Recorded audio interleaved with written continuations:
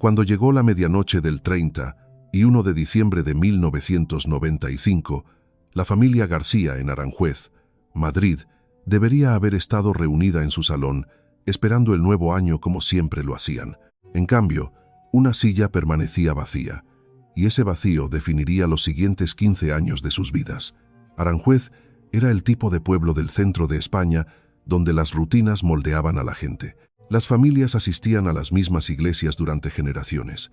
Los maestros a menudo enseñaban a los hijos de personas con las que una vez habían ido a la escuela. Los bares locales sabían lo que los clientes pedían antes incluso de que se abrieran los menús. Era el tipo de lugar donde la seguridad se sentía asumida, no discutida. Sofía García había crecido dentro de esa certeza. A los 24 años, Sofía se encontraba en esa extraña etapa entre convertirse en quien había planeado ser y darse cuenta de que la edad adulta costaba más de lo que su optimismo la había preparado. Había obtenido su título en magisterio, encontrado un puesto de maestra en un colegio local y pasaba sus días de semana tratando de convencer a los alumnos de segundo de primaria de que la lectura podía ser mágica. Era la vida que había imaginado para sí misma. Lo que no había imaginado era lo poco que una maestra de primer año en España podía permitirse realmente. Su salario cubría lo básico, pero no la independencia. Los pagos del préstamo estudiantil le daban un mordisco constante a cada nómina. El seguro del coche, la gasolina, la compra, los materiales para el aula. A menudo pagaba ella misma. Todo se sumaba más rápido de lo que había esperado. Así que Sofía se quedó en casa con sus padres, diciéndose a sí misma que era temporal. Para ayudar a cubrir el hueco, trabajaba por las tardes en un mesón junto a la carretera. Elena García, su madre, nunca se quejó de que Sofía se quedara en casa. Si acaso, Elena lo apreciaba en silencio. Trabajaba en la administración escolar y entendía exactamente lo difíciles que podían ser los primeros años para los jóvenes maestros. Ricardo García entendía la vida de otra manera. Un ex guardia civil, Ricardo había pasado décadas aprendiendo lo rápido que los días ordinarios podían convertirse en desastres. La jubilación había suavizado algunos de sus hábitos, pero no sus instintos. Todavía revisaba las cerraduras sin pensar. Todavía se fijaba en los coches desconocidos. Todavía escuchaba el silencio de manera diferente a la mayoría de la gente. Aún así, Sofía era su hija, no una sospechosa, no un expediente. Quería normalidad para ella. Quería que Aranjuez siguiera siendo el pueblo seguro que ella creía que era. Ese domingo, 31 de diciembre, la familia esperaba una velada sencilla. Sofía había aceptado cubrir el turno en el mesón de otra camarera que quería la Nochevieja libre. Nada inusual en eso. Terminaría a las 10, volvería a casa y los tres darían la bienvenida a 1996 juntos con sidra barata y lo que ofreciera la televisión para las campanadas.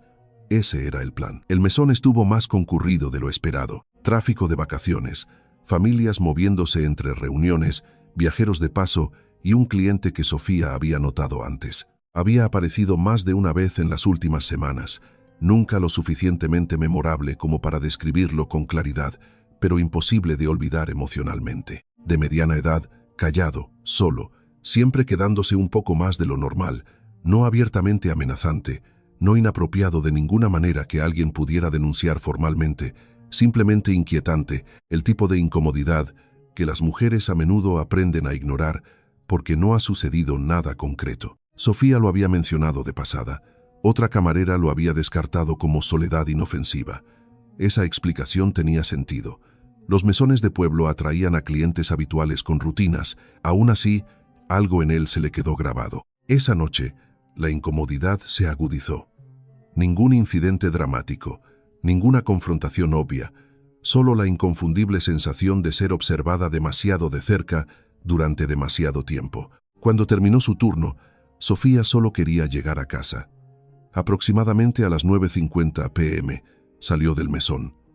El camino a la casa de los García era familiar, lo había hecho tantas veces que había dejado de pensar conscientemente en ello. Aranjuez no era una ciudad donde caminar a casa causara alarma. La gente se conocía, las calles se sentían predecibles. La primera parte del camino ofrecía tranquilidad, barrios familiares, nombres familiares, suposiciones familiares. Luego la ruta cambió, calles más tranquilas, menos actividad, menos gente, y entonces algo pequeño cambió. un sonido detrás de ella. Al principio no significó nada. Otro peatón, alguien que se dirigía a algún lugar en Nochevieja, pero la familiaridad cambia el miedo de maneras extrañas. A veces lo que se siente mal se vuelve aterrador precisamente porque interrumpe algo normalmente seguro. Sofía cambió ligeramente de dirección, eligiendo una ruta que debería haberse sentido más pública. La presencia permaneció, no más cerca, no más lejos, simplemente allí. En ese punto, la incertidumbre se convierte en su propio tipo de tormento. Nada lo suficientemente explícito como para justificar el pánico, nada lo suficientemente inocente como para descartarlo por completo. Ricardo le había dado una vez a Sofía un consejo práctico sobre trabajar de noche. Mantente alerta, confía en tus instintos, no te preocupes por parecer grosera si algo no te parece bien.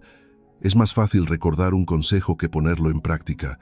Para cuando Sofía giró hacia la calle del Cedro, su casa estaba lo suficientemente cerca como para imaginar la seguridad. La casa de su familia, la rutina familiar esperando dentro, su madre mirando la hora, su padre fingiendo no preocuparse. La distancia entre el peligro y la seguridad se había reducido a menos de un minuto. Entonces todo cambió. Ningún testigo aportaría claridad más tarde. Ningún vecino describiría exactamente lo que sucedió. Ninguna cronología precisa más allá de la inferencia. Solo la evidencia dejada atrás. Un bolso descubierto cerca de la acera, llaves, pertenencias personales. Una alteración lo suficientemente obvia como para señalar el uso de la fuerza. Ninguna indicación de partida voluntaria. Ninguna señal de que Sofía hubiera elegido nada de eso. A las 11:30 p.m., Elena comenzó a preguntarse por qué Sofía llegaba tarde. A las 11:45, la preocupación comenzó a reemplazar a la paciencia. A medianoche, la ausencia se sentía imposible de justificar. No era Sofía olvidando la hora. No era una parada espontánea en casa de una amiga. No era algo ordinario. Los García habían pasado años creyendo que Aranjuez protegía a los suyos. Esa creencia terminó antes de que el nuevo año comenzara por completo. Para Elena, las primeras horas se sintieron surreales, imposibles de procesar emocionalmente. Para Ricardo, el entrenamiento se apoderó de inmediato. No se trataba de una adulta desaparecida que elegía la distancia. Esto era otra cosa, algo deliberado, algo violento. Y en algún lugar en el aterrador espacio entre el instinto profesional y el pavor paternal, Ricardo García entendió la verdad mucho antes de que nadie lo dijera oficialmente. Su hija no simplemente no había vuelto a casa. Algo la había apartado del tramo final entre quien había sido y lo que viniera después. A las 12:20 a.m., la desaparición de Sofía García ya no era una emergencia familiar. Se había convertido en una investigación criminal. Ricardo García tomó esa determinación antes de que nadie más lo hiciera oficialmente. Años en las fuerzas del orden le habían enseñado a separar la negación de la evidencia, incluso cuando la evidencia involucraba a su propia hija. El bolso de Sofía había sido encontrado lo suficientemente cerca de casa como para hacer la realidad aún más cruel. Su identificación permanecía dentro. El dinero en efectivo no había sido tocado. Las llaves estaban allí. Nada sugería que una joven decidiera desaparecer. Nada sugería un robo. Esto fue una interrupción forzada, una vida cortada violentamente de su camino esperado. Los agentes de la policía local que respondieron entendieron de inmediato con quién estaban tratando. Ricardo había pasado años junto a muchos de ellos. Algunos habían trabajado a sus órdenes, otros habían crecido conociendo a Sofía como la hija de un respetado agente. El procedimiento profesional tenía que seguir adelante, pero la emoción entraba en cada habitación, lo reconociera alguien o no. Elena luchaba con la irrealidad de escuchar a su hija descrita en términos formales: adulta desaparecida, posible secuestro, última ubicación conocida, cronología aproximada. Esas frases pertenecían a los informes de televisión y a otras familias, no a la suya. Ricardo insistió en que las primeras horas importaban. Cada minuto contaba. Lo repitió porque era verdad y porque repetirlo daba estructura al pánico. Los agentes rehicieron la ruta de Sofía desde el mesón. Se contactó a los vecinos. Se interrogó a cualquiera que estuviera despierto. La Nochevieja lo complicaba todo. La gente había estado fuera, moviéndose entre reuniones, distraída, bebiendo, insegura sobre las horas exactas. La memoria se vuelve poco fiable cuando se interrumpe la rutina. Algunas personas creían haber visto a Sofía esa noche. Algunos pensaban recordar a una mujer que coincidía con su descripción caminando sola. Otros mencionaron vehículos desconocidos, pero no pudieron ofrecer nada lo suficientemente preciso como para ser útil. Nadie informó haber presenciado un secuestro. Nadie informó haber escuchado nada alarmante. Ese detalle inquietó a Ricardo más que nada. Los delitos predatorios que involucran a extraños a menudo implican caos, ruido, errores, testigos. Esto se sintió eficiente, como si quienquiera que se llevó a Sofía entendiera el momento, como si la ubicación no hubiera sido elegida al azar. A primera hora de la mañana, los investigadores entrevistaron a los empleados del mesón. Fue entonces cuando el cliente recurrente entró en el caso. Una camarera recordó que Sofía había mencionado su incomodidad con un hombre que había venido varias veces en las últimas semanas. Nada lo suficientemente dramático como para generar una preocupación formal, solo una sensación, un patrón de atención que había inquietado a Sofía. El gerente del mesón inicialmente lo trató como una pista débil. Los mesones de carretera atraían a todo tipo de personas, viajeros, camioneros, lugareños, clientes habituales solitarios. Pero las pistas débiles se vuelven más fuertes cuando no hay otras más fuertes. Se recogieron las grabaciones de seguridad. La calidad del video reflejaba la realidad de mediados de los 90. Granulado, limitado, útil solo en el sentido más amplio. Se podía ver a un hombre sentado solo, de complexión media, gorra de béisbol, edad difícil de estimar, sin detalles faciales claros, nada lo suficientemente distintivo para una fácil identificación. Aún así, los investigadores distribuyeron la imagen. Al amanecer, el caso se había expandido más allá de Aranjuez. La comandancia de la Guardia Civil de Madrid se involucró. Siguieron los recursos estatales. Debido a que la evidencia sugería un secuestro por un extraño, se notificó rápidamente a las autoridades nacionales. La UCO, Unidad Central Operativa, no llegó con urgencia cinematográfica. Las investigaciones reales rara vez parecen dramáticas desde fuera. Parecen procedimentales, llamadas telefónicas, coordinación, jurisdicción, preguntas, entrevistas, papeleo, presión. Pero para Elena, la presencia de agentes nacionales transformó el miedo en algo más frío. Si la UCO estaba involucrada, entonces todos creían lo peor. Para la tarde del día de Año Nuevo, la foto de Sofía había entrado en la cobertura de noticias local. Recién graduada universitaria, maestra de primaria, 24 años, amada por su familia, desaparecida mientras caminaba a casa. Esos detalles hicieron que la gente se preocupara.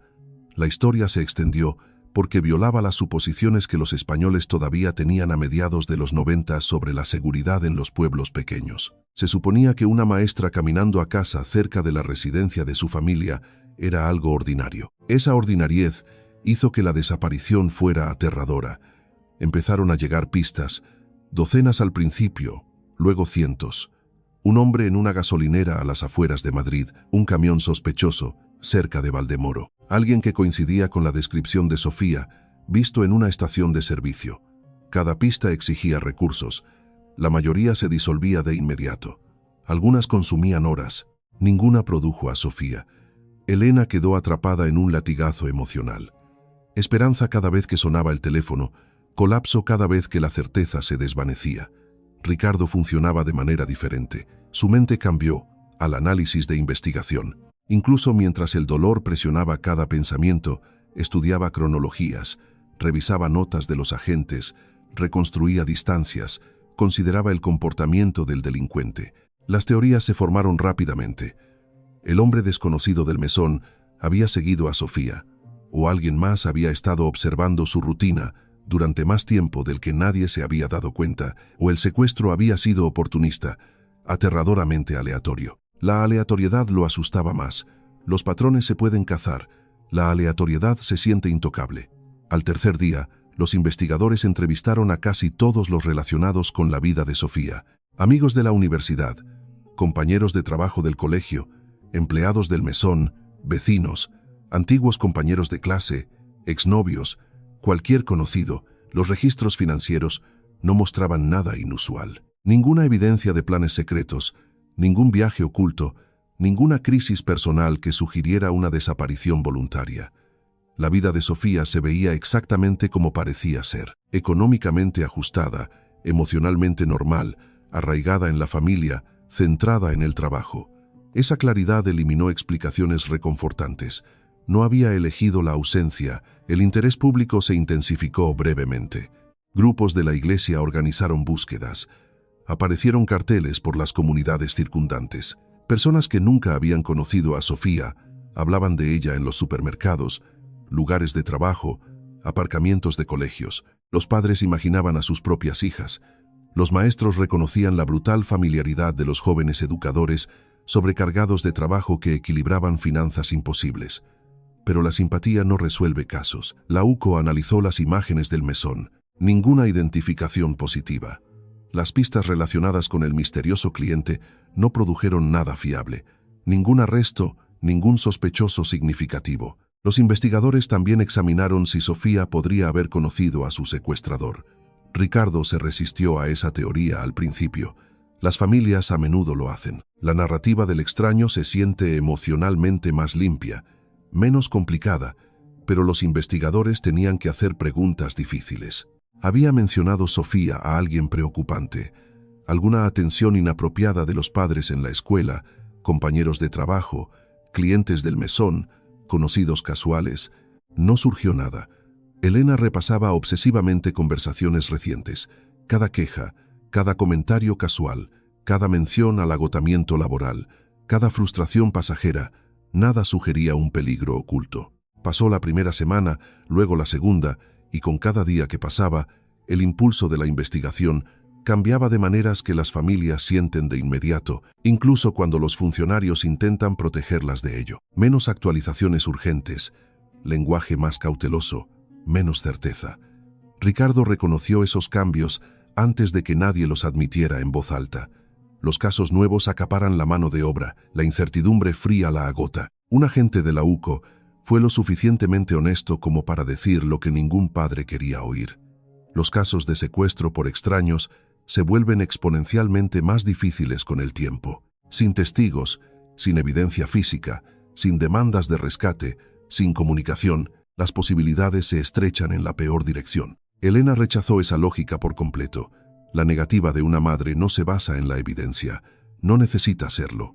Creía que Sofía estaba viva porque la alternativa era insoportable. Ricardo creía en las estadísticas porque había pasado demasiados años viendo a las familias sufrir falsas esperanzas. Sin embargo, ni siquiera él podía rendirse por completo a lo que la lógica sugería. Esa contradicción lo vació por dentro.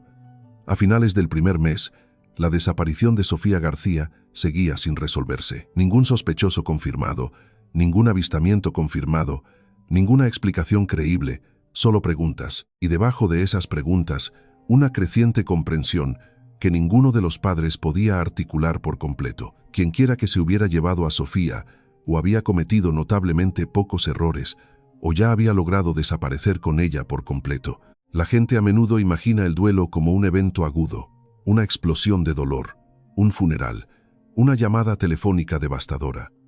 Lo que rara vez entienden es cómo el duelo también puede convertirse en rutina. Para la familia García, la desaparición de Sofía no se quedó en una única tragedia. Se convirtió en una estructura alrededor de la cual la vida se reorganizó. El primer año estuvo dominado por la urgencia. Elena se negaba a la quietud. Mientras existiera el movimiento, la esperanza seguía siendo medible. Contactó con asociaciones de personas desaparecidas. Aprendió cómo los casos se desvanecían en la conciencia pública más rápido de lo que las familias esperaban. Descubrió lo rápido que las comunidades que inicialmente ofrecían guisos, oraciones y certeza emocional volvían a la vida ordinaria. La gente tenía buenas intenciones. La mayoría simplemente no sabía cómo permanecer emocionalmente presente ante una incertidumbre prolongada. Una persona desaparecida crea un tipo peculiar de sufrimiento. La muerte conlleva rituales. La enfermedad ofrece un diagnóstico. La separación a menudo contiene una explicación. La desaparición no ofrece nada estable. Elena imprimía carteles constantemente, no docenas, cientos, luego miles. Guardaba copias actualizadas en el maletero de su coche, en los cajones de la cocina junto al teléfono, dentro de carpetas organizadas por provincia, supermercados, gasolineras, bibliotecas, iglesias, tablones de anuncios comunitarios, áreas de descanso, oficinas escolares, en cualquier lugar donde la gente se detuviera lo suficiente como para mirar. Ricardo se unió a ella al principio, pero no por mucho tiempo. Él abordaba el caso de manera diferente porque no podía dejar de verlo a través del prisma de la experiencia profesional. Sabía cómo eran los casos sin resolver. Sabía cómo las investigaciones perdían impulso a pesar de las buenas intenciones. Sabía que las pistas se agotaban.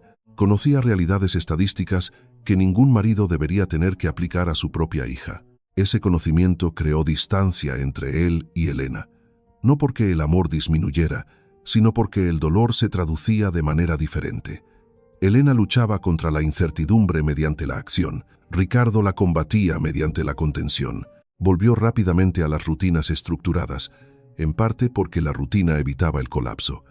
La jubilación ya no le sentaba bien, las horas vacías se volvieron peligrosas. Pensar demasiado invitaba a conclusiones que no podía sobrevivir emocionalmente, así que aceptó de nuevo un trabajo a tiempo parcial, seguridad escolar, consultoría administrativa, cualquier cosa que impusiera orden. Elena interpretaba esto a veces injustamente, como un distanciamiento. Ricardo interpretaba la búsqueda incesante de Elena, a veces injustamente, como una negativa a aceptar la realidad. Ambas interpretaciones contenían fragmentos de verdad. Su matrimonio no fracasó dramáticamente, no hubo confrontaciones explosivas, ni ultimátums teatrales, solo la erosión silenciosa común en las familias que sobrellevan un trauma no resuelto. La conversación se estrechó. Algunos temas se volvieron imposibles. La habitación de Sofía permaneció intacta. Esa decisión nunca se discutió formalmente, simplemente sucedió. Los hábitos de lavandería permanecieron sin cambios por un tiempo. Las facturas dirigidas a Sofía se conservaron. Los materiales de enseñanza de su primer año escolar se quedaron exactamente donde los había dejado. Su familia se comportaba no como si se hubiera ido para siempre, sino como si la interrupción siguiera siendo temporal. Al principio, los amigos lo encontraban comprensible. Al tercer año, algunos en privado lo consideraban poco saludable. A Elena no le importaba. Ningún extraño se había ganado el derecho de definir el duelo saludable. Cada aniversario reabría la herida con cruel precisión. El 31 de diciembre se volvió imposible. La festividad dejó de existir para los García en cualquier sentido emocional significativo. Sin celebraciones, sin cuenta atrás, sin tradiciones televisivas, sin intentos de reinvención. El tiempo mismo se volvió acusador. Cada año que pasaba planteaba una nueva pregunta insoportable. Si Sofía estuviera viva, ¿qué edad tendría ahora? 25, 28, 30. Los cumpleaños se convirtieron en su propio ritual de sufrimiento. Elena los conservaba. Algunos años, con una nota escrita a mano. Otros años, con un reconocimiento deliberado de que la maternidad no termina porque la certeza desaparece. Ricardo participaba de forma menos visible. Su duelo se volvió más silencioso, pero no más pequeño. Seguía el expediente del caso en privado. Antiguos colegas lo actualizaban ocasionalmente cuando ocurrían cambios de procedimiento. Un nuevo detective asignado. Se revisaba la evidencia antigua, comprobaciones periódicas de la base de datos, nada significativo. El cliente no identificado del mesón seguía sin identificar. Ese detalle atormentaba a Ricardo de manera desproporcionada. Una figura borrosa se había convertido en el símbolo de todo lo no resuelto.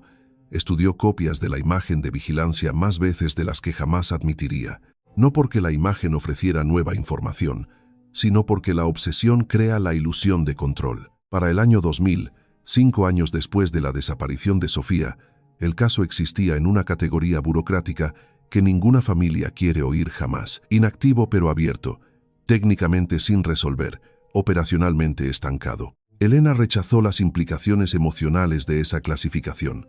Amplió sus esfuerzos. Los grupos de apoyo la presentaron a otras familias que vivían pesadillas similares. Madres que buscaban a sus hijos, padres que buscaban a sus hijas, hermanos que cargaban con la culpa de discusiones que se convirtieron en las últimas interacciones. Estas comunidades ofrecían una comprensión que los extraños no podían, pero también expusieron a Elena a patrones aterradores, años sin respuestas, avistamientos falsos, videntes fraudulentos, extraños explotadores, indiferencia administrativa, ciclos mediáticos que consumían brevemente las tragedias antes de pasar a otra cosa. Aún así, la conexión ayudó, transformó el aislamiento en resistencia colectiva. Ricardo asistió a algunas reuniones. Luego dejó de hacerlo, no porque le faltara empatía, sino porque la proximidad a otras pérdidas no resueltas intensificaba la suya. Cada historia se sentía como un posible anticipo del futuro de los García. Prefería el silencio. A principios de la década de 2000, la propia Aranjuez había cambiado. Se mudaron nuevas familias.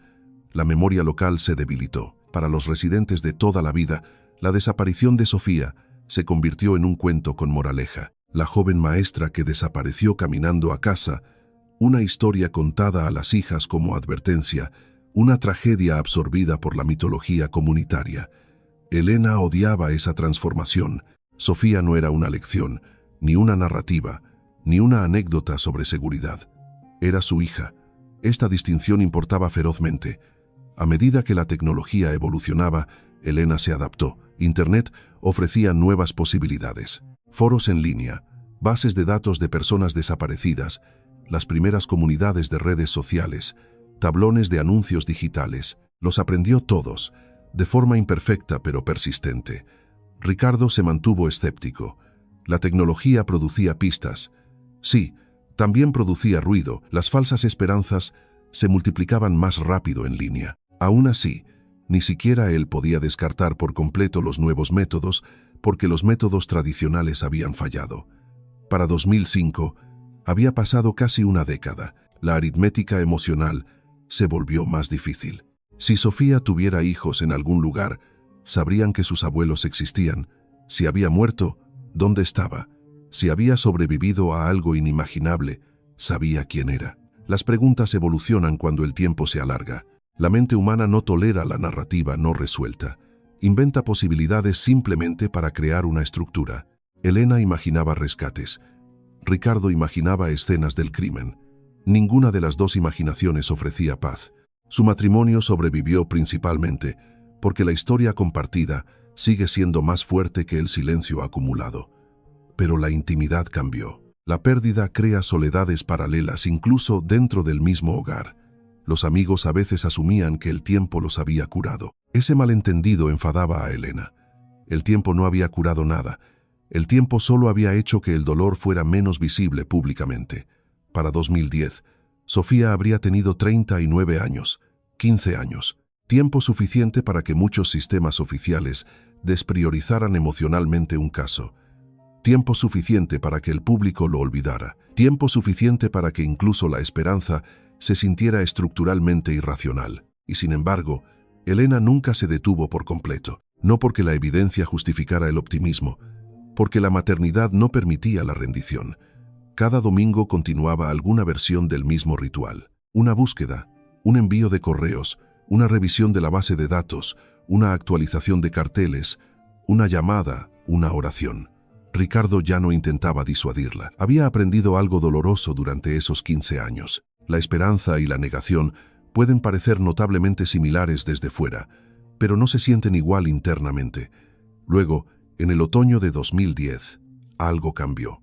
No a través del trabajo policial, no a través de una investigación reabierta, no a través de avances forenses, sino a través de algo tan ordinario que casi pasó desapercibido, una voz. Y por primera vez en 15 años, el duelo cuidadosamente gestionado de la familia García se preparó para convertirse en algo completamente diferente. 15 años antes, Sofía García desapareció en un corto paseo a casa en Aranjuez, Madrid. 3 meses después de esa desaparición, a principios de 1996, una mujer conocida más tarde como Clara Benítez entró en los registros oficiales en Andalucía en circunstancias casi tan incompletas como el propio caso de Sofía. En ese momento, nadie conectó esas historias. La vida documentada de Clara comenzó a través de la burocracia, no de la identidad. Ingreso hospitalario, estabilización de emergencia, papeleo legal temporal, observaciones clínicas fragmentadas. Había habido un incidente de tráfico a las afueras de Sevilla en el que estaba implicado un vehículo dañado que no pudo vincularse de forma concluyente a un propietario conocido. Las circunstancias seguían siendo lo suficientemente confusas como para que no todos los detalles sobrevivieran limpiamente en la documentación a largo plazo. Lo que quedó claro fue más simple. Una mujer había sobrevivido a un traumatismo craneoencefálico lo suficientemente grave como para alterar la memoria, sin identificación, sin contacto familiar, sin historial personal fiable, sin una explicación clara de por qué nadie vino a buscarla de inmediato. Estas situaciones, aunque raras, no eran desconocidas a mediados de los 90, especialmente antes del nivel de integración de registros digitales que los españoles darían por sentado más tarde. La coordinación entre comunidades autónomas existía, pero de forma imperfecta.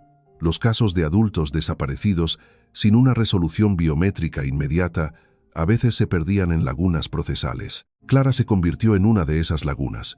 Inicialmente no eligió ese nombre, lo hizo el Estado. Existen marcos de identidad temporales porque los hospitales, los trabajadores sociales y los tribunales no pueden funcionar indefinidamente con personas desconocidas que carecen de reconocimiento legal. Había que crear documentación. El empleo eventualmente requería registros. La vivienda requería registros. La atención médica requería registros. Así que Clara Benítez se convirtió en administrativamente real antes de estar emocionalmente segura de nada. Los médicos describieron su pérdida de memoria como relacionada con un trauma, probablemente temporal pero impredecible. Esa palabra, temporal, puede ser profundamente engañosa. Temporal puede significar semanas, meses, años, recuperación parcial, recuperación fragmentada, sin un cronograma fiable. La recuperación temprana de Clara estuvo dominada por la desorientación más que por la revelación. No hubo avances cinematográficos ni una avalancha dramática de identidad restaurada. En cambio, había vagas impresiones emocionales desconectadas del contexto fáctico, reconocimiento sin explicación, una sensación de que ciertas palabras le resultaban familiares, una comodidad irracional en entornos educativos, reacciones emocionales a los libros infantiles. No podía explicar la persistente intuición de que partes de su vida habían involucrado aulas en algún momento. Nada de esto probaba nada. Los pacientes con trauma a menudo reconstruyen la identidad de forma imperfecta. La memoria no es un archivador esperando a ser reabierto. Es inestable, asociativa, emocionalmente vulnerable. Clara pasó años viviendo en esa incertidumbre. Al principio, la supervivencia consumió la atención práctica. Rehabilitación, independencia básica, empleo, estabilización legal, terapia, reconstrucción de la identidad en ausencia de un historial verificado. Los servicios sociales ayudaron a establecer vías prácticas, pero la ayuda práctica no resuelve la ausencia existencial.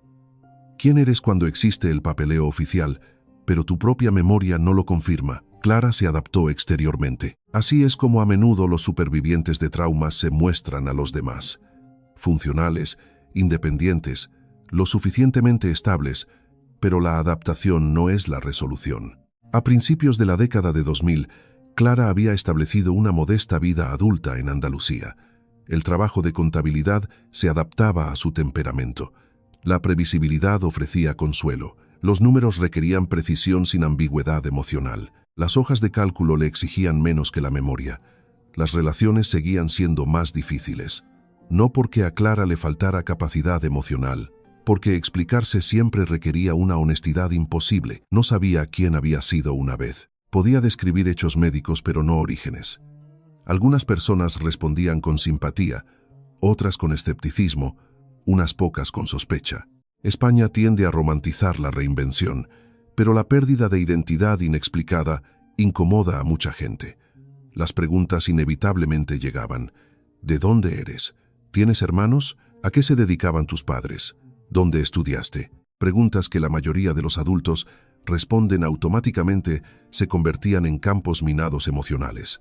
Clara aprendió a simplificar. Traumatismo craneal, complicaciones de memoria, una larga historia.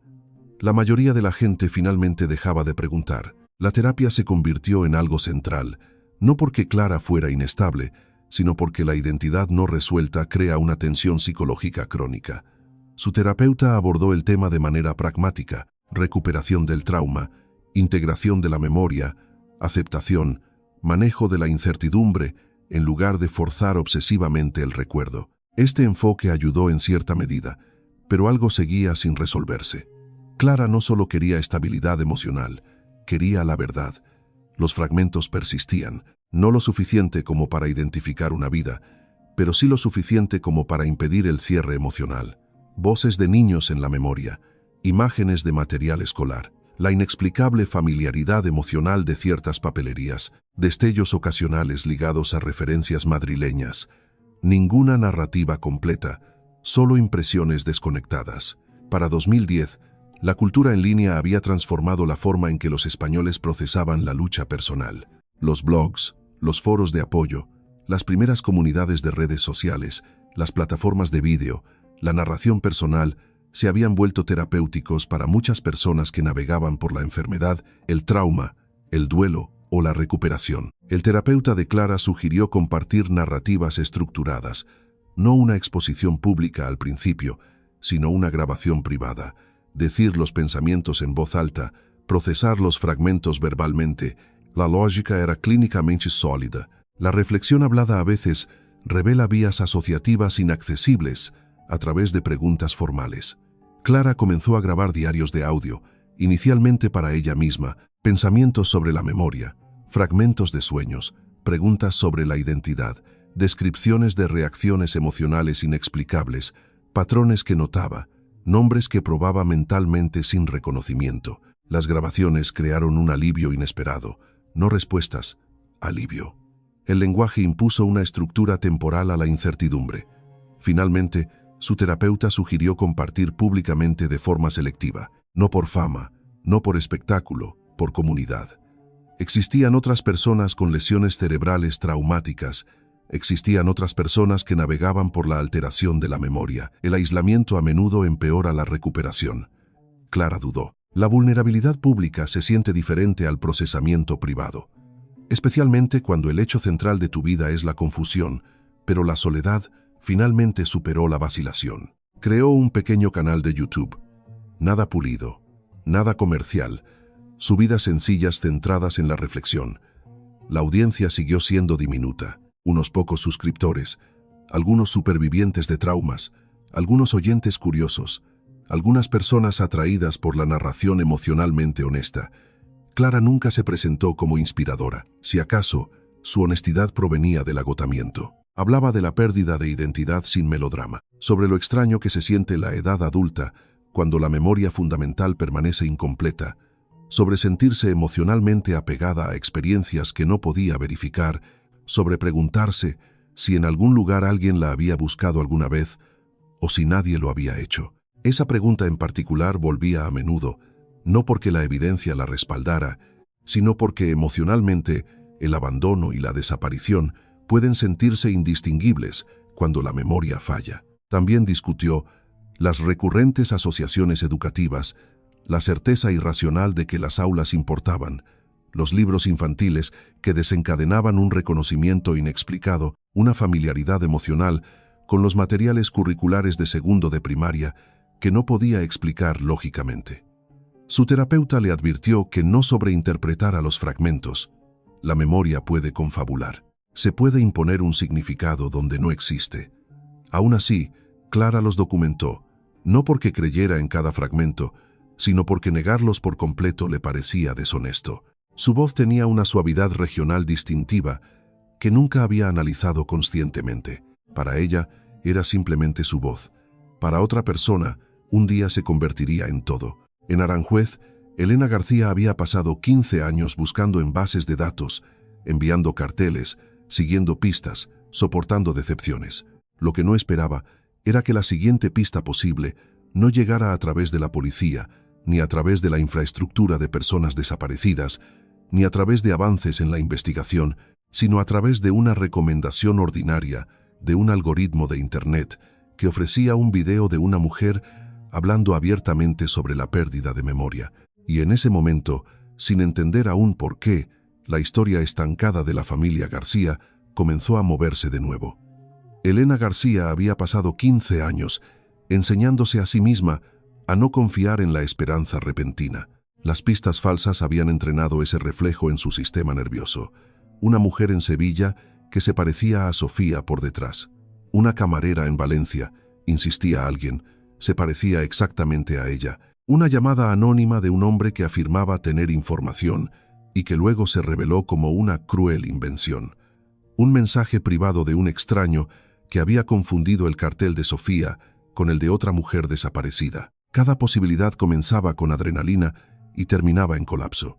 Así que, cuando apareció la recomendación de YouTube a finales de 2010, nada de eso debería haber importado. No estaba conectado con personas desaparecidas, ni vinculado a las fuerzas del orden, ni sugerido por nadie que investigara el caso, solo un video no relacionado subido por una mujer que hablaba de la recuperación de la memoria. Elena hizo clic porque el duelo a menudo crea extraños patrones de atención. A veces, las personas agotadas por el dolor buscan distracción en historias adyacentes a su propio sufrimiento. Los primeros minutos parecieron ordinarios. Luego algo cambió. No un nombre, no un hecho, una voz. El reconocimiento es difícil de explicar racionalmente cuando llega antes que la evidencia. La memoria humana es profundamente defectuosa, sugestionable, emocionalmente manipulable. Elena entendía esto intelectualmente. Había pasado años queriendo creer cosas imposibles, pero esto se sentía diferente. Ciertos ritmos del habla no solo suenan familiares, se sienten íntimos. El ritmo entre los pensamientos, la elección de las palabras, las vocales suavizadas del centro de España, la cadencia emocional específica de alguien que una vez perteneció a tu hogar. Elena reprodujo el video, luego otra subida, luego otra. La mujer se identificó como Clara Benítez. Habló sobre traumatismo craneoencefálico, alteración de la memoria, incertidumbre de identidad. Nada de eso por sí solo la conectaba con Sofía. Entonces, Elena escuchó algo que hizo más difícil el descarte. Clara mencionó asociaciones emocionales recurrentes con la enseñanza a niños, material educativo de segundo de primaria, una sensación de familiaridad que no podía explicar. Elena se quedó helada. Sofía había enseñado segundo de primaria. Ese detalle no era lo suficientemente raro como para probar nada, pero no lo suficientemente fácil emocionalmente como para ignorarlo. Ricardo había presenciado este patrón antes, reconoció la mirada en Elena de inmediato, la peligrosa colisión entre el duelo y la certeza. Lo había visto a lo largo de los años en formas más pequeñas, fotografías de periódicos que se parecían vagamente a Sofía, avistamientos públicos basados más en el anhelo que en la realidad. Su primer instinto fue el escepticismo defensivo, no porque le faltara esperanza, sino porque la esperanza había destruido repetidamente a Elena. Escuchó de todos modos. El primer video no lo persuadió, el segundo lo inquietó. Para el cuarto, el escepticismo se volvió menos cómodo. No era simplemente el acento. España contiene millones de voces similares. Era más sutil que eso. La fraseología, la estructura emocional, los hábitos lingüísticos específicos, cosas demasiado menores para sonar convincentes en una explicación, pero imposibles de descartar por completo cuando son personalmente familiares. Ricardo odiaba la rapidez con que regresaba la esperanza. La esperanza dificultaba el análisis racional. Aún así, abordó la situación metódicamente. Las preguntas obvias vinieron primero. ¿Quién era exactamente Clara Benítez? ¿Era una fraude pública, una oportunista, alguien que desencadenaba el duelo sin saberlo a través de la coincidencia, o algo más complicado? Elena quería una acción inmediata. Ricardo insistió en la verificación. No primero la policía, sino la confirmación privada. Los canales oficiales probablemente desestimarían una teoría basada en el parecido vocal y la intuición emocional, y honestamente podrían tener razón al hacerlo. Así que, Ricardo contactó a alguien de su confianza. Miguel Reeves había trabajado en investigaciones años antes de pasar al trabajo de investigador privado. Entendía los casos de personas desaparecidas, el rastreo de antecedentes, los registros públicos y, lo más importante, la discreción. Ricardo explicó la situación con visible reticencia, incluso para sí mismo. Una mujer en línea, pérdida de memoria, posible coincidencia, posible locura, posible algo más. Reeves no se burló de la solicitud. Los investigadores privados aprenden rápidamente que las improbabilidades emocionales a veces ocultan patrones reales. Acordó investigar a Clara Benítez en silencio. La espera que siguió reabrió un territorio emocional que los García habían pasado años tratando de estabilizar. Elena veía las subidas de Clara obsesivamente, no porque cada video contuviera pistas concretas, sino porque la repetición agudizaba la convicción. Empezó a escuchar a Sofía en todas partes, no en la memoria exacta, en la resonancia emocional. Ricardo intentó mantener la distancia, pero fracasó. Escuchar a altas horas de la noche se convirtió en una rutina. Lo abordó analíticamente. Marcadores de acento, fraseología regional, consistencia de edad, referencias cronológicas, pero el análisis no eliminó la contaminación emocional. Si acaso, la exposición repetida profundizó la incertidumbre. 5 días después, Reeves regresó con los hallazgos preliminares. La historia documentada formalmente de Clara Benítez comenzaba en 1996. No había registros de adultos accesibles que precedieran claramente a ese periodo. No había un historial educativo convencional adjunto a su nombre. No había documentación de nacimiento rastreable de inmediato a través de las vías públicas esperadas. Eso por sí solo no probaba fraude de identidad o misterio. Las complicaciones burocráticas ocurrían, pero combinado con su narrativa pública, importaba. Más inquietante era el contexto médico. Clara había entrado en los sistemas oficiales después de un trauma, deterioro de la memoria documentado, incertidumbre de identidad documentada, cronología aproximada inquietantemente cercana a la desaparición de Sofía. Los instintos profesionales de Ricardo se agudizaron de inmediato. La coincidencia seguía siendo posible, pero la coincidencia se estaba volviendo estadísticamente incómoda. Reeves profundizó. La reconstrucción temprana de la identidad de Clara implicó asistencia legal y procesos de documentación estatal ligados a la recuperación del trauma. Nada abiertamente fraudulento. Ninguna evidencia de engaño criminal, ninguna señal de que hubiera inventado su historia para manipular. Todo parecía administrativamente legítimo, lo que hacía la pregunta más difícil, no más fácil. Si Clara era Sofía, entonces durante 15 años, su hija había vivido una existencia legal y emocional completamente diferente. Si Clara no era Sofía, entonces las similitudes representaban una de las coincidencias más crueles imaginables. Elena ya no albergaba dudas. Ricardo todavía lo intentaba, porque las consecuencias emocionales de equivocarse se sentían catastróficas. Sin embargo, ni siquiera él podía ignorar la cronología. Sofía desapareció en diciembre de 1995. La vida documentada de Clara comenzó en 1996. Una mujer con pérdida de memoria, fragmentos educativos, marcadores vocales madrileños, sin identidad previa rastreable. Conocía suficiente historia de investigación como para entender cuándo las anomalías no relacionadas comienzan a agruparse sospechosamente. La siguiente pregunta se volvió inevitable. ¿Cómo hacer contacto? Ricardo se opuso a la confrontación impulsiva. Si Clara realmente sufría problemas de memoria relacionados con un trauma, un enfoque emocionalmente explosivo podría ser perjudicial. Si no era Sofía, tal contacto sería invasivo y profundamente injusto. Reeves estuvo de acuerdo. Un enfoque intermediario cuidadoso tenía más sentido. Sin acusaciones, sin declaraciones, solo indagación. Antes de que ocurriera cualquier contacto, Elena hizo una pregunta que Ricardo había evitado hacerse directamente. ¿Y si realmente es Sofía, no de forma abstracta, literalmente viva, 15 años mayor, viviendo otra vida, posiblemente sin saber de ellos? Ricardo no tenía una respuesta emocional preparada.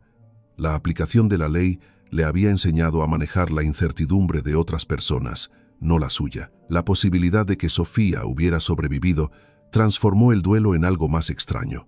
Alegría mezclada con ira. Alivio enredado con culpa. Las preguntas se multiplicaron de inmediato. Si estaba viva, ¿qué pasó?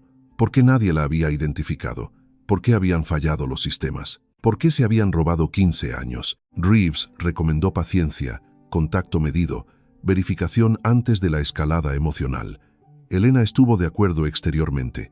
Internamente, la paciencia ya se había vuelto imposible. Porque por primera vez en 15 años, la esperanza ya no se sentía como imaginación.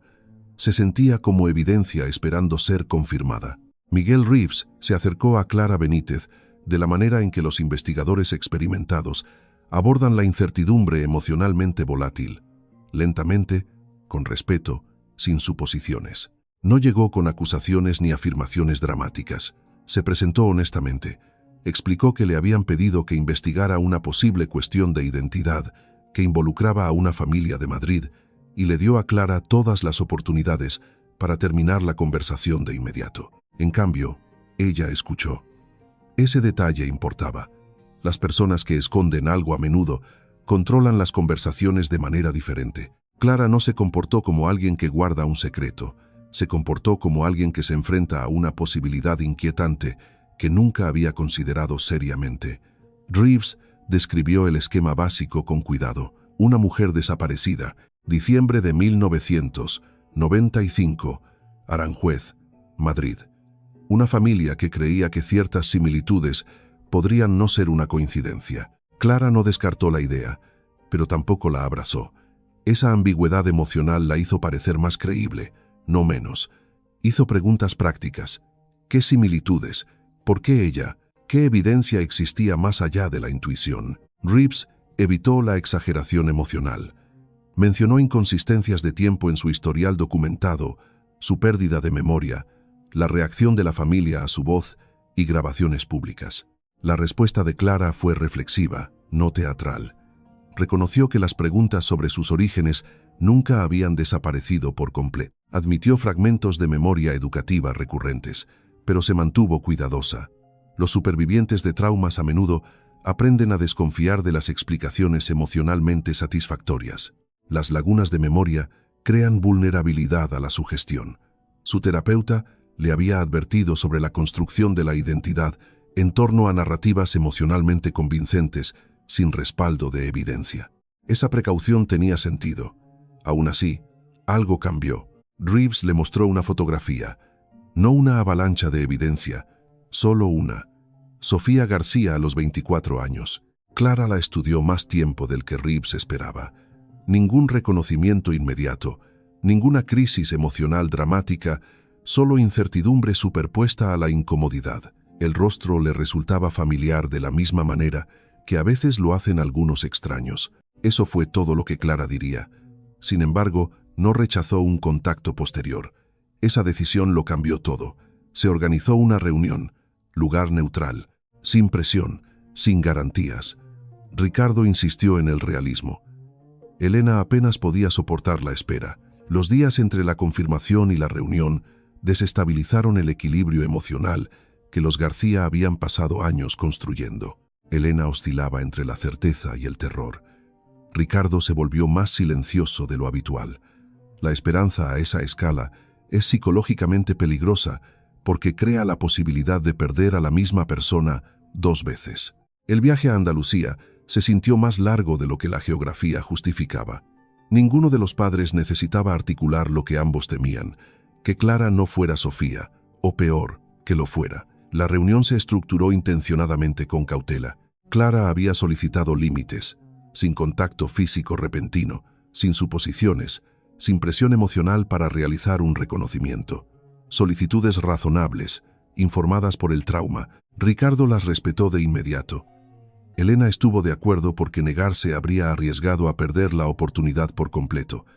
Cuando Clara llegó, 15 años se colapsaron y se estiraron simultáneamente. El tiempo altera los rostros. La vida deja evidencia. La memoria moldea el reconocimiento de forma imperfecta. Sin embargo, algunas formas de familiaridad eluden el razonamiento consciente. Elena lo supo antes de que la lógica pudiera intervenir. No porque la mujer se pareciera exactamente a Sofía, no lo hacía. 15 años las separaban. La edad adulta había remodelado la identidad, pero el reconocimiento emocional no es ciencia forense. Opera a través de la acumulación, una forma de escuchar, una seriedad familiar, un patrón emocional intangible imposible de cuantificar. Ricardo experimentó algo similar, aunque con más cautela. No certeza, sino perturbación. La posibilidad de que esta mujer perteneciera a su historia de una manera que ninguna coincidencia podría explicar por completo. Clara se presentó de forma sencilla, profesional, educada, reservada, emocionalmente contenida de la manera en que los adultos a menudo se vuelven cuando no están seguros de si la vulnerabilidad será segura. Elena se presentó con visible contención. Años de duelo la habían preparado para muchos momentos imposibles, pero no para este. La conversación comenzó de forma torpe, casi clínica. Clara explicó lo que sabía: traumatismo craneoencefálico documentado, alteración de la memoria, reconstrucción incompleta de la identidad, incertidumbre a largo plazo, terapia, recuerdos fragmentados, la vida práctica que había construido en torno a la incertidumbre. Ricardo escuchaba como padre y como ex investigador. Notó inconsistencias, notó plausibilidad, notó contención donde el melodrama habría sido más fácil. Elena escuchaba de manera diferente. Cada fragmento que Clara describía se sentía como una confirmación. Asociaciones educativas, familiaridad con Madrid, desorientación de identidad. Luego, las fotografías entraron en la conversación. Imágenes de la infancia, hitos de la adolescencia, graduación universitaria, el primer año de enseñanza de Sofía. Clara las examinó lentamente. No surgió ningún reconocimiento declarativo inmediato, pero algo cambió. No la certeza, la reacción. Ciertas imágenes crearon una visible alteración cognitiva, no porque la memoria regresara limpiamente, sino porque algo emocional se agitó por debajo del acceso consciente. Esa distinción importaba. La memoria traumática a menudo se comporta de esa manera. Reconocimiento sin narrativa, emoción sin explicación. Clara admitió algo que alteró aún más las apuestas emocionales. Tenía fragmentos recurrentes de ensueño que involucraban escuelas, niños, papeleo administrativo, la sensación de pertenecer a un lugar que nunca podía localizar. Elena había pasado años imaginando exactamente esta posibilidad. Ricardo permaneció más comedido, pero internamente el patrón se estaba volviendo abrumador. Aún así, la intuición no podía sustituir a la evidencia. La cuestión del ADN surgió de forma natural. Nadie lo trató de forma dramática.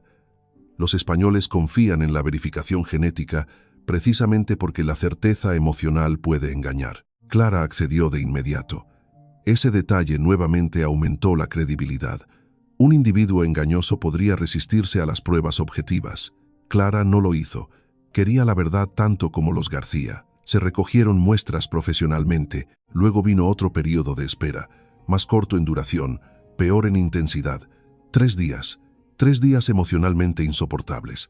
Elena no podía estabilizarse. Ricardo lo intentó y fracasó. La posibilidad se había cruzado en algo peligrosamente cercano a la realidad. Si Clara era Sofía, entonces 15 años de suposiciones tenían que ser reconstruidos. Si Clara no era Sofía, el colapso emocional podría dañar permanentemente lo que quedaba de su resiliencia. Cuando llegaron los resultados, la llamada fue para Ricardo, quizás intencionadamente. Los profesionales a veces reconocen qué miembro de la familia es más probable que absorba información procesal bajo estrés. Escuchó, hizo preguntas de verificación, confirmó la metodología, repitió los detalles. Porque la incredulidad no desaparece instantáneamente, incluso cuando la ciencia responde con claridad. El resultado fue concluyente. Clara Benítez era Sofía García. El impacto emocional desafiaba la simplicidad. No era pura alegría. La alegría existía. También el duelo, la ira, el shock, la desorientación. 15 años de luto habían preparado a los García para la muerte, la ambigüedad, la ausencia permanente. No para esto, no para la recuperación, no para la supervivencia complicada. Elena experimentó vindicación y desamor simultáneamente. Ricardo experimentó un alivio contaminado por la furia profesional. Los sistemas habían fallado. Algo catastrófico había sucedido. Su hija había vivido. Y sin embargo, la mujer que se sentaba ante ellos no era emocionalmente la misma Sofía que desapareció en 1995. Era Sofía, y también alguien no deado, por 15 años que ninguno de los padres había presenciado. Clara, Sofía recibió la noticia de manera diferente. La restauración de la identidad no es inherentemente reconfortante para alguien que ha pasado años construyendo su individualidad en torno a la incertidumbre. La verdad biológica repentina puede desestabilizar todo. Había querido respuestas, pero las respuestas pueden desmantelar la arquitectura emocional. Clara entendió el resultado del ADN intelectualmente de inmediato. Emocionalmente, la integración llevaría más tiempo. Su identidad legal, sus recuerdos, sus relaciones, su comprensión de sí misma, todo de repente se volvió provisional. Una pregunta seguía siendo más urgente que todas las demás. ¿Qué pasó en 1995? Y en algún lugar dentro de la memoria fracturada de Sofía García, Las primeras piezas reales comenzaban a moverse. El ADN puede responder preguntas de identidad con una precisión brutal. No puede explicar los años perdidos. Una vez que Clara Benítez se convirtió en Sofía García a los ojos de la ciencia, el centro emocional de la historia cambió de inmediato. ¿Quién era Sofía? Había sido respondido. ¿Qué le había sucedido? No. El primer instinto de Ricardo fue investigativo. Esa parte de él nunca se había retirado por completo. Una identidad confirmada significaba reabrir cronologías, registros, jurisdicciones, rastros de evidencia y fallas institucionales. El milagro emocional de la recuperación existía junto a una verdad más oscura. Alguien se había llevado a su hija y 15 años después, nadie sabía exactamente qué siguió. Sofía abordó esa incertidumbre de manera diferente. Durante la mayor parte de su vida adulta, su pasado perdido había sido una abstracción. Doloroso, sí, pero indefinido. Ahora los años perdidos tenían nombres, rostros, una familia, un pueblo natal, una profesión y un punto conocido de interrupción violenta que cambió la memoria misma. La memoria traumática, a menudo, responde de manera impredecible cuando se restauran los anclajes de identidad. Los hechos crean caminos, el reconocimiento activa asociaciones latentes. El contexto emocional a veces desbloquea fragmentos durante mucho tiempo inaccesibles, pero la recuperación de la memoria no es ordenada. No regresa como una cronología documental, llega como fragmentos, sensaciones desconectadas de la explicación, certezas emocionales sin una secuencia coherente, palabras, texturas, miedo, desorientación. Los primeros fragmentos aparecieron en cuestión de días, nada útil para un tribunal, nada narrativamente limpio, solo destellos, la sensación de urgencia, la certeza de ser observada, una ruta familiar interrumpida por el miedo. Elena interpretó cada fragmento como un progreso. Ricardo se mantuvo más cauto. Los recuerdos recuperados pueden ser precisos, distorsionados o parcialmente reconstruidos bajo presión emocional. Él lo sabía. El terapeuta de Sofía lo sabía. Nadie quería que se impusiera una narrativa falsa a un trauma real. Así que los profesionales guiaron el proceso con cuidado, sin preguntas capciosas, sin presión para recordar, sin insistencia en el cierre, solo espacio. Aún así, ciertos elementos emergieron con la suficiente frecuencia como para importar. Un hombre no claramente visible en la memoria, más una presencia que un rostro, un vehículo, confusión, la abrumadora firma emocional del peligro. Luego algo más concreto, una carretera, velocidad, impacto. Después de eso, un vacío. Esto se alineaba inquietantemente con los hechos conocidos. Sofía había desaparecido a finales de diciembre de 1995. Clara Benítez entró en los registros formales meses después, tras un trauma compatible con una lesión vehicular. La teoría de trabajo se volvió inevitable. Quienquiera que secuestrara a Sofía probablemente la transportó lejos de Aranjuez. En algún momento ocurrió un incidente de tráfico. Sofía sufrió una lesión cerebral traumática. El agresor desapareció. Sofía sobrevivió. El escenario era plausible. No probado, pero plausible. Ricardo presionó para una revisión institucional. Se solicitaron registros antiguos. Se reabrió la coordinación jurisdiccional. Se examinó la documentación archivada. Aquí es donde la burocracia real española revela su brutal imperfección. Los casos que abarcan múltiples comunidades autónomas, agencias y sistemas de registro predigitales rara vez se integran con elegancia. Las bases de datos de adultos desaparecidos a mediados de los 90 eran menos fluidas de lo que el público a menudo supone. La interoperabilidad biométrica no era lo que llegaría a ser más tarde. La fricción de datos entre comunidades era común. Existía la supervisión humana, existía la fragmentación administrativa, existía la mala sincronización. Una mujer con amnesia relacionada con un trauma que entraba en los sistemas en circunstancias de emergencia podía, en las condiciones equivocadas, desaparecer burocráticamente, incluso estando físicamente viva. Esa posibilidad enfureció a Ricardo, porque la explicación procesal no es la absolución emocional. Su hija había existido dentro de sistemas que no lograron reconectarla con una familia que la buscaba activamente. Esa verdad conllevaba una crueldad institucional, incluso sin intención maliciosa. Elena procesó el redescubrimiento de manera diferente. Su enfoque no era el fracaso del sistema, era la recuperación emocional. Sofía estaba viva. Ese hecho eclipsaba todo lo demás, incluso si los detalles seguían incompletos, incluso si la justicia seguía siendo incierta, incluso si se habían robado 15 años. Sofía misma ocupaba la posición psicológicamente más complicada de todas. Era a la vez víctima y extraña a su propia historia. Imagina enterarte de que tu vida comenzó mucho antes de la vida que recuerdas, que tus padres nunca te abandonaron, que tu identidad había existido intacta y luego se fracturó violentamente, que la mujer llamada Clara había sido real pero incompleta. Esto no es simplemente una revelación gozosa, es una desestabilización existencial. Sofía había construido su edad adulta en torno a la incertidumbre, empleo, relaciones, terapia, autosuficiencia. Incluso su resiliencia se había estructurado en torno a ser alguien sin pasado. Ahora tenía uno. Eso no se siente instantáneamente reconfortante. Se siente desorientador. La relación emocional con Elena se desarrolló más rápido. La maternidad conlleva ciertos reconocimientos emocionales que pueden sobrevivir a la interrupción. Elena no exigió una intimidad inmediata. Esa contención ayudó. Ofreció historias, documentos, fotografías, recuerdos escolares, tradiciones familiares, no como presión, sino como invitación.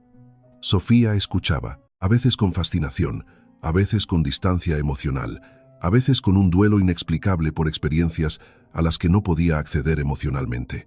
La relación de Ricardo se desarrolló más lentamente. Los ex agentes a menudo luchan cuando el trauma se niega a la pulcritud procesal. Quería claridad, hechos, secuencia, responsabilidad. Sofía no podía proporcionar esas cosas. Eso lo frustraba, incluso cuando entendía intelectualmente por qué la curación requería paciencia, no interrogatorio. Mientras tanto, los investigadores perseguían lo que quedaba procesable. El cliente no identificado del mesón, pistas locales archivadas, registros de incidentes interprovinciales, informes de tráfico no resueltos. No surgió nada definitivo. 15 años habían erosionado la oportunidad forense. Los testigos desaparecen, los recuerdos se degradan, los registros se desvanecen, las instituciones rotan al personal, el tiempo frío protege a los delincuentes. Una realidad se hizo cada vez más probable. El secuestrador podría no ser identificado nunca. La memoria de Sofía mejoró de forma incremental, pero no lo suficientemente limpia para una reconstrucción de grado de enjuiciamiento. Surgieron más fragmentos, la certeza emocional de creer que estaba cerca de casa, una creciente sensación de pánico, el interior de un vehículo, dolor, confusión, luego ausencia médica, nada que nombrara a un agresor, nada procesable. Esta es una de las características más crueles del trauma. No preserva la evidencia para la conveniencia de la justicia, preserva la supervivencia de manera inconsistente. A finales de 2010, los terapeutas de Sofía se sentían cautelosamente optimistas sobre una recuperación más amplia, no una restauración total, sino una reintegración significativa. Su amnesia nunca había sido permanente en el sentido neurológico. La supresión prolongada del trauma y la reconstrucción incompleta simplemente habían extendido la fragmentación mucho más tiempo de lo que los primeros médicos predijeron. Esa distinción importaba. Sofía no estaba permanentemente inalcanzable para sí misma. Estaba emergiendo lentamente, dolorosamente, imperfectamente. La historia pública comenzó a atraer una atención renovada una vez que el redescubrimiento se dio a conocer. Los medios de comunicación adoran las reuniones improbables. Padres que encuentran a una hija desaparecida después de 15 años a través de una coincidencia de Internet encajaba perfectamente con los instintos de narración cultural. Pero las narrativas de los medios simplifican, prefieren el cierre emocional a la complejidad psicológica. La realidad era más desordenada. Sofía había sido encontrada. Sí, pero encontrar a alguien y restaurar la identidad no son logros idénticos. La justicia seguía ausente, la memoria seguía incompleta, la curación seguía inacabada y, sin embargo, algo innegablemente profundo había ocurrido. Durante 15 años, la familia García había vivido con ambigüedad. Ahora la ambigüedad tenía estructura, y Sofía García, durante mucho tiempo considerada permanentemente perdida, estaba comenzando, no regresando, sino comenzando a recordar quién siempre había sido. Encontrar a Sofía García no restauró la vida que había sido interrumpida en diciembre de 1995. Creó una completamente nueva. Esa distinción llevó tiempo para que todos la entendieran. Para Elena, el primer instinto fue la restauración emocional. 15 años de ausencia la habían condicionado a imaginar un único momento imposible en el que todo volvería a ser como antes. Una hija volvería a casa. Las rutinas familiares se reanudarían. El amor llenaría los años perdidos tan completamente que la pérdida misma de alguna manera se volvería reversible. La realidad fue más amable que la tragedia, pero menos simple que la fantasía. Sofía estaba viva. Eso solo ya era extraordinario. Pero la mujer, que ahora reconstruía la conexión con la familia García, había vivido toda una vida adulta fuera de su conocimiento. Había desarrollado hábitos, mecanismos de afrontamiento, reflejos emocionales, identidad profesional, amistades e historia privada como Clara Benítez. No estaba fingiendo ser otra persona. Había sido genuinamente Clara, porque Clara era el nombre en torno al cual se había organizado la supervivencia. Reclamar a Sofía no requería borrar a Clara. Ese ajuste emocional le resultó más natural a Elena que a Ricardo. Elena entendía la verdad relacional instintivamente. El amor no requería una continuidad perfecta. No necesitaba que Sofía recordara los cuentos para dormir, los cumpleaños, las discusiones infantiles o las vacaciones familiares para reconocer a su hija. Ricardo luchó más, no porque amara menos a Sofía, sino porque había pasado 15 años imaginando dos posibilidades: la muerte o la ausencia no resuelta. Nunca se había preparado emocionalmente para una tercera: la presencia sin familiaridad total, la recuperación sin justicia, la verdad sin resolución. Ese tipo de ambigüedad frustra a las personas entrenadas en sistemas construidos en torno a la evidencia y el cierre. Aún así, el cambio ocurrió. Lentamente, Sofía comenzó a visitar Aranjuez con regularidad. Al principio, las visitas se sentían emocionalmente extrañas para todos. Los hogares guardan la memoria de manera diferente para diferentes personas. Para Elena y Ricardo, cada objeto contenía historia. Para Sofía, gran parte de esa historia llegaba intelectualmente antes que emocionalmente. Las fotografías familiares se convirtieron en material didáctico. Las historias funcionaban casi como el testimonio de un testigo. ¿Quién había sido? ¿Qué había amado? ¿Qué hábitos la definían una vez? ¿Cuán en serio se había tomado la enseñanza? ¿Cómo siempre se había excedido en el trabajo? ¿Cómo había creído que la edad adulta comenzaría en el momento en que llegara la independencia financiera? Sofía escuchaba con atención. A veces reconocía texturas emocionales antes que la memoria explícita. Ciertas historias relacionadas con la escuela le resultaban profundamente familiares. Frustraciones administrativas, detalles del currículo de segundo de primaria, el agotamiento emocional de los jóvenes maestros exprimidos económicamente.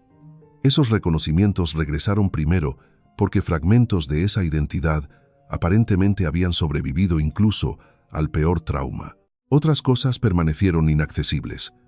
Algunos recuerdos de la infancia resurgieron en forma parcial, otros no. Los neurólogos explicaron esto sin falsas promesas. La recuperación del trauma no garantiza una restauración completa. Las redes de memoria se reconstruyen de manera desigual. Algunos caminos permanecen dañados o inaccesibles. Sofía aceptó esto con más calma de lo que sus padres lo hicieron inicialmente. Ya había vivido con incertidumbre durante 15 años. La verdad incompleta no la asustaba como a ellos.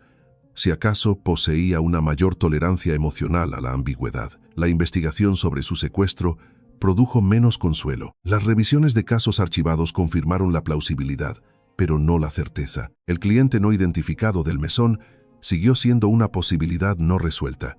No surgió ningún sospechoso definitivo. No se materializó ninguna reconstrucción procesable, ninguna confesión, ningún testigo revelador, ninguna evidencia olvidada que cambiara todo de repente. La teoría más creíble seguía siendo angustiosamente incompleta. Sofía probablemente había sido secuestrada después de salir del trabajo, transportada lejos de Aranjuez, involucrada en algún tipo de incidente vehicular y abandonada viva después de sufrir una lesión traumática. Si el accidente había sido accidental, caótico o conectado con la violencia deliberada, no se pudo probar. Si el agresor entró en pánico, huyó, creyó que ella moriría o borró intencionadamente la evidencia. Siguió siendo incognoscible. Ricardo odiaba esto, no de forma abstracta. Personalmente, había pasado su vida profesional creyendo que la persistencia podría finalmente sacar la verdad a la luz. Este caso le enseñó lo contrario. Algunas verdades se degradan más rápido de lo que los sistemas de justicia pueden preservarlas. Elena también sentía ira, pero de forma menos obsesiva. Para ella, la ecuación emocional había cambiado. La persona responsable había robado 15 años. Sí, pero no habían logrado robarlo todo. Sofía sobrevivió. Eso importaba más. La atención pública se reavivó brevemente cuando los medios de comunicación redescubrieron la historia. A los españoles les atraen las reuniones improbables. Las familias destrozadas y restauradas inesperadamente encajan en los instintos de narración cultural. Se solicitaron entrevistas de televisión. Los periodistas buscaron un cierre emocional. El público quería un final limpio. Los García aprendieron rápidamente que su verdad se resistía a la simplificación. Sofía participó selectivamente. Se negó a los marcos sensacionalistas. Su experiencia no fue un milagro en el sentido simplista. Fue trauma, supervivencia, fracaso administrativo, alteración de la identidad, recuperación, reintegración familiar compleja. Esas realidades merecían honestidad. El canal de YouTube, que la había reconectado inadvertidamente con su pasado, evolucionó en su significado. Originalmente terapéutico, se convirtió en otra cosa, un lugar donde los supervivientes de traumas, adoptados, pacientes con pérdida de memoria y familias que navegaban por cuestiones de identidad no resueltas encontraron una solidaridad inesperada. Sofía habló más abiertamente sobre la ambigüedad que sobre el triunfo. Esa honestidad resonó. La gente confía más en la complejidad emocional que en la inspiración pulida. Nunca reivindicó la resiliencia como una virtud. La describió como una adaptación, una respuesta necesaria a circunstancias que nadie elegiría. La transformación más significativa ocurrió en privado, no en entrevistas, no en narrativas públicas, en momentos ordinarios, conversaciones rutinarias, comidas compartidas, risas incómodas sobre historias familiares que no podía recordar de primera mano, una familiaridad emocional gradual que reemplazaba la distancia formal. La familia García no retrocedió. Construyeron hacia adelante. Esa diferencia importa. Demasiadas historias culturales sobre la reunión sugieren que la restauración significa recuperar exactamente lo que se perdió.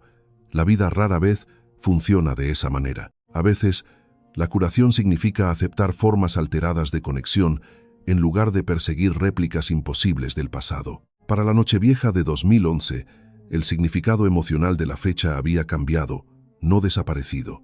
Los aniversarios de traumas rara vez desaparecen, pero se transforman. Durante 16 años, el 31 de diciembre había representado la interrupción. Ahora, también representaba la resistencia. Sofía se unió a sus padres esa noche, no como la hija exacta que desapareció en 1995, no como la mujer incierta una vez llamada solo Clara Benítez, sino como un yo más completo e integrado, moldeado por ambas verdades. El momento no borró el duelo, honró la supervivencia junto al duelo. Ricardo fue quien cambió más silenciosamente. Nunca se volvió sentimental en público, pero su ira se suavizó, no porque llegara la justicia, sino porque la paternidad finalmente superó su necesidad de una conclusión narrativa. Elena ya no buscaba en las bases de datos de personas desaparecidas cada domingo. Ese ritual terminó no con certeza sobre el pasado, sino con certeza sobre el presente. Sofía ya no estaba desaparecida. Años más tarde, la gente a veces le preguntaba a la familia García si sentían que habían cerrado el ciclo. Era la pregunta equivocada. El cierre sugiere bordes limpios, puertas cerradas, una contabilidad emocional completada. La vida casi nunca ofrece eso. Lo que los García encontraron fue algo más duro y honesto. Continuación. El amor sobreviviendo a la interrupción. La identidad sobreviviendo a la fragmentación. La familia sobreviviendo a años que deberían haberlos destruido. La persona responsable nunca fue encontrada. Eso sigue siendo cierto. La justicia en el sentido legal formal español nunca llegó. Eso también sigue siendo cierto, pero el significado humano no siempre se construye a partir de los resultados legales. A veces se construye a partir de la negativa, Una madre que se niega a dejar de escuchar. Un padre que se niega a abandonar por completo la creencia, incluso cuando la lógica lo exigía. Una mujer que se niega a dejar de buscarse a sí misma, incluso cuando la memoria no ofrecía casi nada con lo que trabajar. La gente a menudo piensa que la pregunta más importante en tragedias como esta es ¿qué pasó? A veces lo es. Pero a veces la pregunta más duradera es ¿en qué eligen convertirse las personas después de lo que pasó? Porque la memoria puede fracturarse, los sistemas pueden fallar, el tiempo puede robar años que nunca regresan, y aún así, los seres humanos siguen siendo capaces de reconocerse mutuamente a través de distancias imposibles. No porque la vida restaure lo que se perdió exactamente como era, sino porque el amor es a menudo más fuerte que la continuidad, y la esperanza a veces sobrevive lo suficiente